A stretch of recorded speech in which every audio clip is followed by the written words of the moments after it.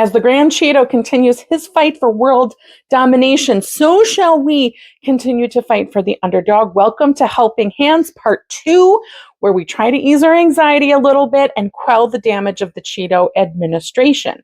We're going to uplift organizations that are in great places to actually help the vulnerable populations affected, and we all have gifts to use, and these are some great places to start.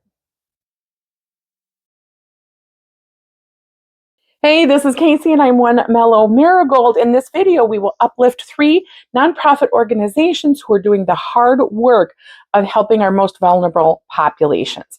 If you're a liberal, progressive person like me who is tired of feeling impotent, stuck, blocked by the current administration, these 3 groups are going to give you reason to find new hope. First group we're going to talk about is called Point of Pride. Point of Pride was founded in 2011 and currently has offices in Eugene, Oregon and Newark, Delaware. Their mission is to provide financial aid and direct support to trans folks in need of health and wellness care. Of course, you can find them on the internet. Here is their address, but if you're a social media person, they're here on YouTube and Instagram as well. I highly recommend you subscribe. Now, we've already talked a lot about how the Trump administration is directly, negatively affecting trans people. But I want to read you just a few quotes from his most recent congressional speech. For context, this speech was given on March 4th, and he starts out by referencing a story surrounding a mother named January Littlejohn. Stories like this are why, shortly after taking office, I signed an executive order banning public schools from indoctrinating our children with transgender ideology. I also signed an order to cut off all taxpayer funding to any institution that engages in sexual mutilation of our youth. And now I want Congress to pass a bill permanently banning and criminalizing sex changes on children and forever ending the lie that any child is trapped in the wrong body. This is a big lie. That's our president, ladies and gentlemen. That is our president, using very intentional language to demonize and vilify trans people and those who experience gender dysphoria. We know that the words Trump spoke were carefully chosen lies meant to inflame his base and nothing more. No one is being indoctrinated to be trans. We all know that that is not how it works. We know that children aren't receiving surgery for gender-affirming care, and that most care, in fact, comes in the form of clothing and hair choices, maybe names and pronouns, therapy, puberty blockers, possibly hormones. But Trump wants you to believe that schools are intentionally providing drastic surgery to children without their parents' consent. And that's just simply not true. And it's a dangerous lie to make.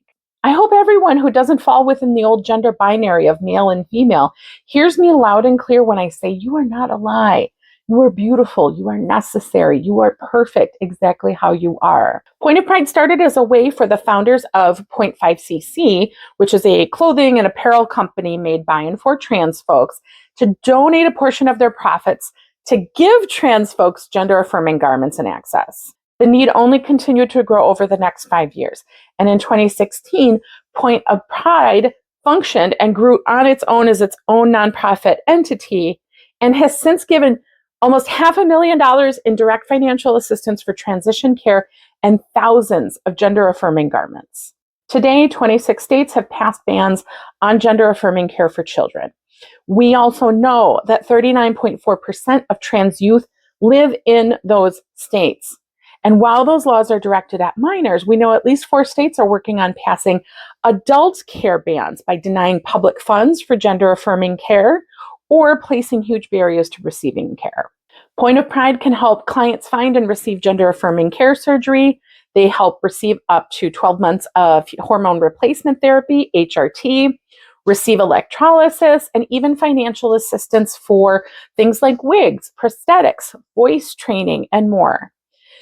When you donate to Point of Pride, you can choose to donate to one of those specific categories, or you can submit a general donation and let them decide how it best should be handled.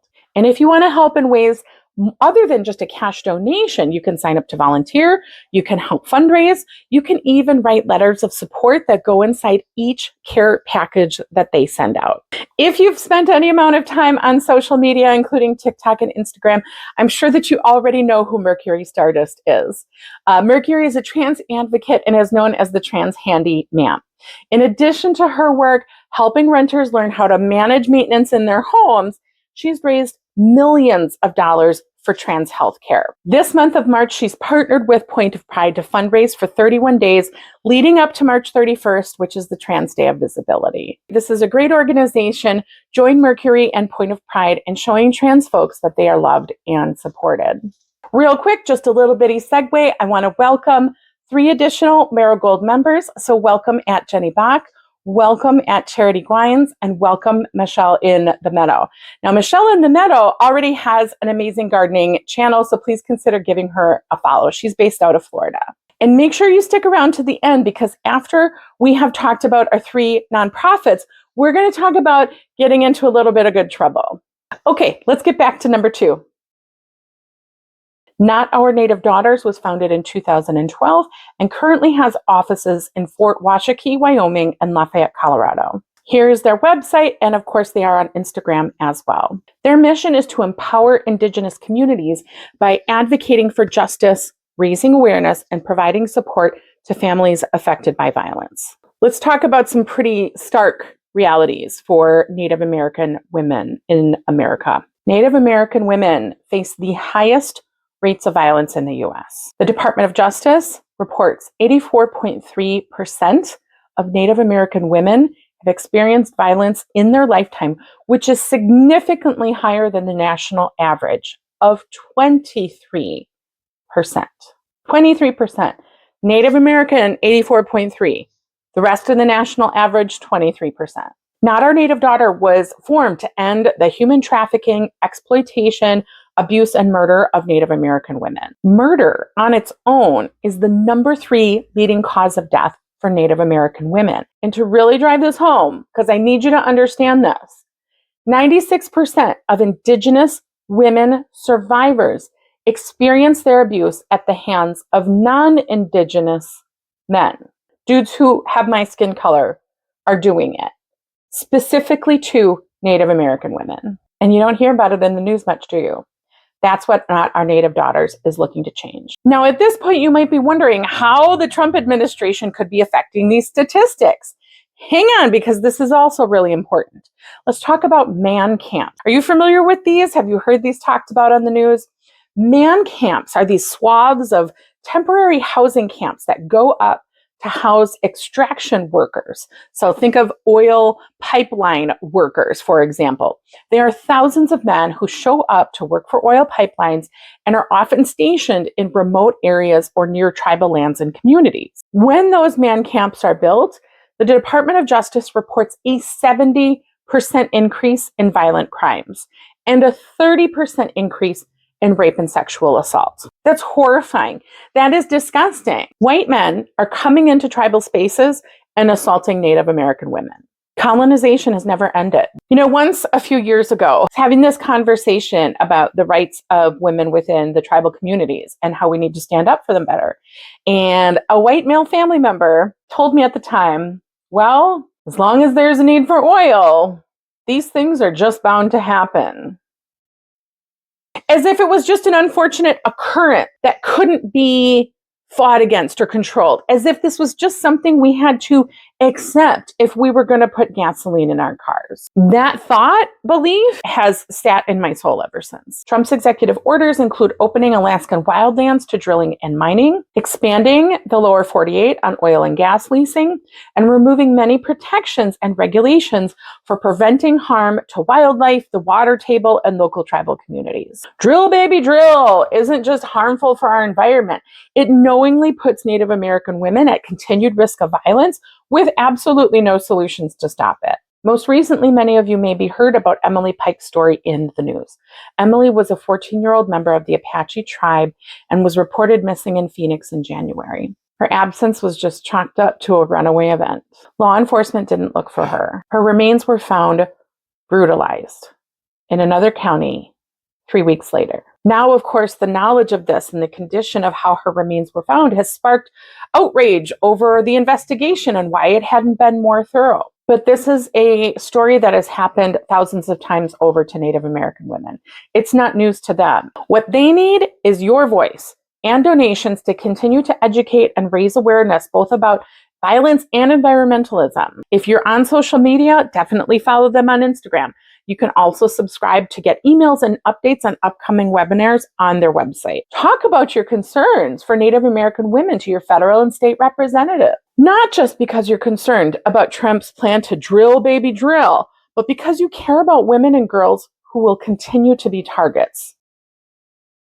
And number 3, let's talk about the U.S. Committee for Refugees and Immigrants. This group has been around a long time. Yeah, I'm working. Can I keep working? You want to just say hi? Okay. Hold on. Oliver wants to say hi. Oliver absolutely hates to be left out of YouTube videos, but he also hates to be on camera. I think he just wants to feel part of the plan. So back to the U.S. Committee for Refugees and Immigrants. While they have history dating back to 1911, they were officially founded under this name in 1959.